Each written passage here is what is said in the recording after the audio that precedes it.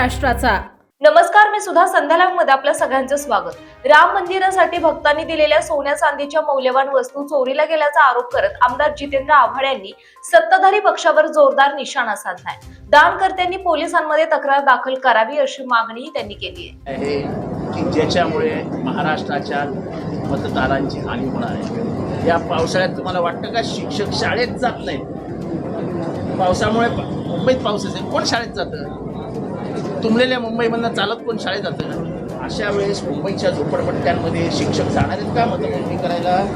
जात आहो तुम्ही, तुमच्या पत्ता द्या, असं मी सरळ जाणार आहेत का? त्यामुळे सरळ जाणार नाही, तिथे काय सापडले नाही. कुठं आलं मग?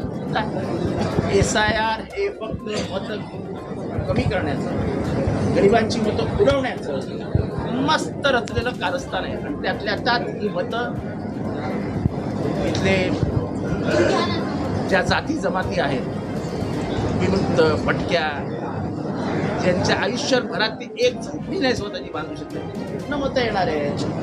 आता माझ्या समाजाची माणसं वंजारी ही जी बीड, परभणी, हिंगोली या भागामध्ये राहतात, ते आयुष्यातले 8-8 महिने कुठेतरी ऊस कापायला जातात. कुठलं आलं त्यांचं परमनंट घर? शिक्षणाचे वांदे. का तुम्ही आम्ही कुणीही बोललो नाही, यांना भीती वाटते मुसलमानांची मतं जाणार आहेत. अहो, हिंदूंचे सर्वात जास्त मतं जाणार आहे. इथल्या किती दलितांची घरं आहेत स्वतःची, ते कशाला राहायला आले असते धारावीमध्ये?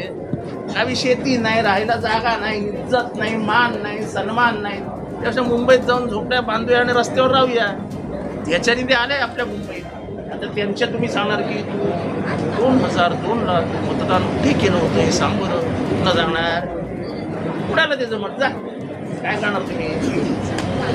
SIRचा स्पष्ट अर्थ असा की जे आम्हाला मतदान करतील ते मतदान यादीत राहतील, जे आम्हाला कळणार नाही ते मतदान यादीत राहणार नाही. यांचं जे वक्तव्य आहे त्या वक्तव्याकडे तुम्ही कसं पाहता? ते मी जस्टिस जमादार यांचं मनापासून अभिनंदन करेन की काही देशात बोलणारी लोक कमी आहेत आणि त्यातल्या त्यात खुर्चीवर बसून बोलणं हे आता अशक्यप्राय गोष्ट आहे. आणि त्याच्यात जस्टिस जमादार म्हणतात की या देशातल्या लोकांना, या देशातल्या जनतेला गुलाम बनवलं जात आहे. जे आम्ही बोलतोय ते जस्टिस जमादार. त्याच्यामुळे देशाची परिस्थिती जाणून एखादा माणूस जेव्हा टिप्पणी करतो किंवा आपल्या खुर्चीवरनं बोलतो, जी खुर्ची अत्यंत महत्त्वाची आहे, संविधानाची प्रतिष्ठा आणि संविधानाचं रक्षण करणारा माणूस जेव्हा हे बोलतो, तेव्हा त्याच्या समोर संपूर्ण चित्र असतं आणि ते चित्र संक्षिप्त हे करत हे शब्द उच्चारले त्यांनी. त्यांचं मनापासून अभिनंदन. ते सत्य बोलतात. आव्हाड साहेब, उद्धव ठाकरे राम मंदिर, अरे दामन हे संपू त्यांना. त्याचबरोबर राम मंदिराच्या मुद्द्यावर आपण काही दान असं आहे की प्रत्येक दान ज्यांनी केलेलं आहे, राम मंदिराला ज्यांनी दान केलंय त्यांनी पोलीस स्टेशनला जाऊन 0 नंबरवरनं FIR करायला हवी. आता मी काही दान केलं होतं, जर राम मंदिरावरनं ते चोरीला गेलं आहे, तर मी आज सहज विचार करत होतो वाचता की मी कुठल्या तरी पोलीस स्टेशनला जाऊन, म्हणजे माझ्या घरच्या जवळ पोलीस स्टेशनला जाऊन FIR करायला हवा की मी दान केलेलं होतं, माझं कुठे आहे सोनं ते सांगा. आणि या देशामध्ये रामाच्या नावावर राजकारण झालं, रामाच्या नावावर सत्ता मिळवली, तर रामाचं सोनं घेऊन पळून जातो तुम्ही, तर रामाची देणगीच पळवली जाते आणि आम्ही काहीच बोलायचं नाही, कोणीच काही बोलायचं नाही. अरे कसं चालेल आहे? मी एक इतकंसं सोनं, म्हणजे त्याला आपल्या लहानपणी आपली आजी बोलायची, त्याला काय तो 1 अंश नाही, काय त्याला नाम पण नाही, हो, तोळा पण नाही. मराठीत मस्त शब्द आहे, मस्त शब्द आहे, मला आठवत नाही आहे. पण समजा 1 तोळा सोनं मी दिलं, माझा अधिकार आहे रामावर, माझा अधिकार आहे त्या सोन्यावर. ते सोनं कुठे मला सांगा?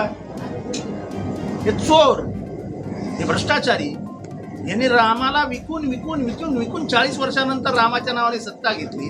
त्या रामाचे सगळे अंगावरचे दागिनेच घेऊन पळून गेले, नशीब कपडे ठेवले. मोदी म्हणत होते की मैं चौकीदार, ना खाऊंगा ना खाणे दूंगा. इथे तर सगळे खातानाच दिसत आहेत आणि अगदी बक्का खात आहेत. मुंबईमध्ये आत्ता जी परिस्थिती निर्माण झाली, त्या परिस्थितीमध्ये म्हणजे लागोपाठ 2-3 दिवस ज्या पावसामुळे घटना घडल्या, त्या पार्श्वभूमीवर उपमहापौर यांनी अश्विनी भिडे ज्या आयुक्त आहेत त्यांच्या राजीनाम्याची मागणी केली आहे. हा बालिशपणा. खरं तर मुंबईच्या पाण्यावर कधीच राजकारण होतं. आयुष्यभर तुम्ही केलं, त्यांनी केलं, त्यांनी केलं, तुम्ही केलं, तुम्ही केलं, त्यांनी केलं. मुंबईची भौगोलिक रचनाच अशी आहे की मुंबईचं पण कसं आहे, मुंबईचा तुम्ही विचार करा, मुंबईला चारी बाजू घेरलं, गटारं आहेत, म्हणजे मोठे मोठे नाले आहेत, जसं वरळीचा नाला आहे, जसं जोगेश्वरी, म्हणजे तिथे समुद्राला पाणी जाण्यासाठी नाले केले.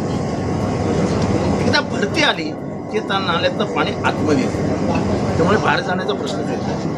आणि मी नेहमी सांगतो की मुंबईचा आकार असा आहे बशीसारखा, आणि सायनचा जो सर्कल आहे तो बरोबर बशीच्या मध्यभागी होतो. आणि त्याच्यामुळे हे अशक्यप्राय आहे की मुंबईत पाणी भरणारच, पण आपल्याला राजकारणच करायचं आहे. ब्रह्मदेव उतरला तरी मुंबईत पाणी तुंबलं नाही असं होऊ शकत नाही. पण तुम्ही टीका केल्यावर म्हटल्यावर तुमच्यावर टीका होणार, कारण तुम्ही आयुष्यभर तेच केलं. अमरापूरकर मेले, डॉक्टर अमरापूरकर वाहून गेले, केवढं मोठं राजकारण झालं. एक गरीब माणूस काल वाहून गेला, पण बोलायला तयार नाही. कारण या देशात गरिबांची किंमतच राहिलेली नाही. मरताय मरू द्या, सहा काय फरक पडतो आपल्याला. टाळ्या मारतात लोक, तेच टाळी. ज्या पद्धतीनं अश्विनी भिडे यांच्या राजीनामा बालिशपणा राजकीय प्रगल्भता नसलेली लोक राजकारणात वरती गेली की अशी बावळटासारखी वाटतात. नाही, पण अश्विनी भिडे अश्विनी भिडेंचा काय संबंध? अश्विनी भिडेंचा काय संबंध? त्या नाल्यात उतरणार आहेत.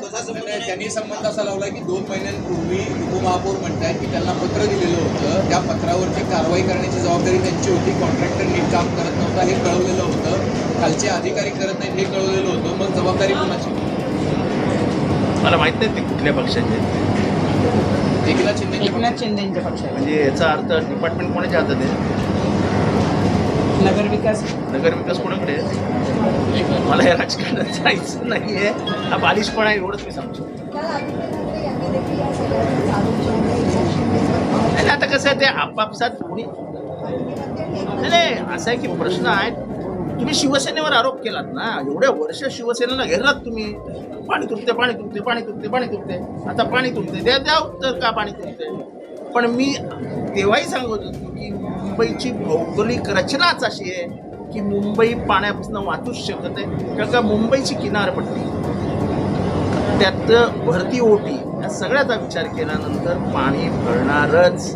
पाऊस पडतोय, पाणी भरतंय, दुसरीकडनं भरती आतमध्ये येते, पाणी जायला वाटा कुठे येत नाही.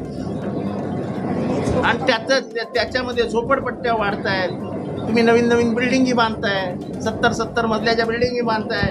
इन्फ्रास्ट्रक्चर नाही, काय नाही. DCPR 8चा FSI, 9चा FSI, 10चा FSI, नंतर 100चा FSI जाहीर करतील. अभी पैसा ही खाने का है तो बढ़ाओ बिल्डिंग, म्हणणे तो मुंबई को साले को.